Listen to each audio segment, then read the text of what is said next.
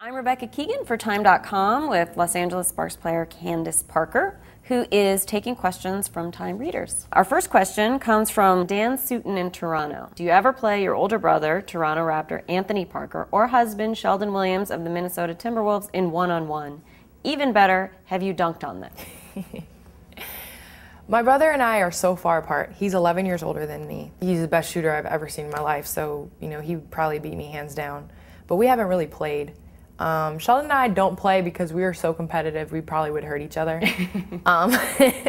We are super competitive, whether it's, we'll do agility or something like that together, and if it's crossing the finish line, we're pushing each other to cross the finish line, things like that. So we're too competitive, and we've thought for the sake of our daughter, we wouldn't play each other in one-on-one. This one is from Luke Denker in Belton, Missouri. Do you think they should create co-ed league sports on a professional level? I really don't feel like we could play, especially in basketball, in a professional league with men. I think it's great that young girls have a WNBA to look up to now, and I think that we're continuing to make strides forward. When do you think the salaries of professional female players will begin to approach the average salaries of male players? We're still starting off, from the ground up, like the NBA did back, in the 50s when their salaries weren't, extravagant like they are today. I think eventually, women will get to that point where, and maybe in my daughter's generation, they'll get to that point where their salaries will be similar. You mentioned your daughter, which is probably the biggest thing going on in your life right now, so let's get to some of the questions that have to do with her. The first one comes from Brenda Goodman in Johnson City, Tennessee, who asks, how are you doing with the new baby? Has Pat, she's talking about Pat Summitt, started recruiting her yet? Well, when I first told Coach Summitt that I was pregnant, she was like, where can we send the papers? Like, we can send the papers, you can sign them, she'll be signed, sealed, and delivered to Tennessee. I had to remind her that my husband went to Duke, so he's pushing for Duke. But I'm doing great. My baby is growing every day.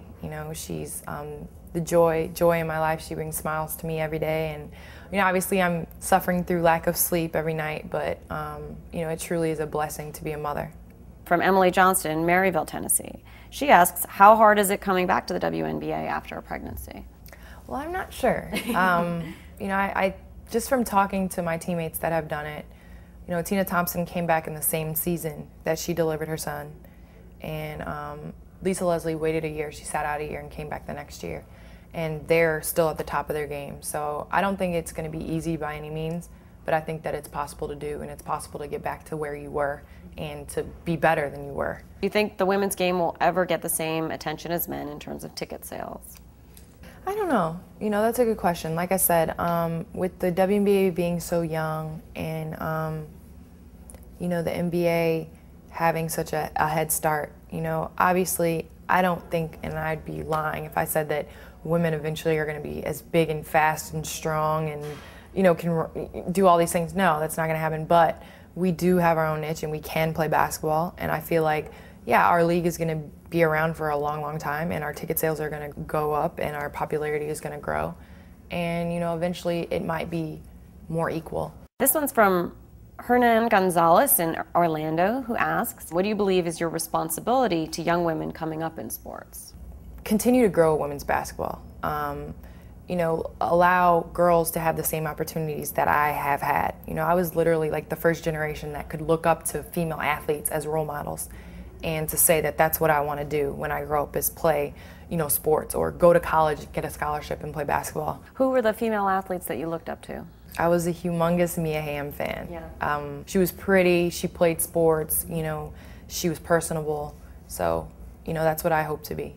This question comes from Minessa Khan in Jamaica, New York. She asks, growing up playing basketball, did you ever have to deal with negative or sexist comments? When I would go to those parks and play with those guys, maybe initially they would be like, she's a girl, she can't play, but then the next time they were picking me first on their team.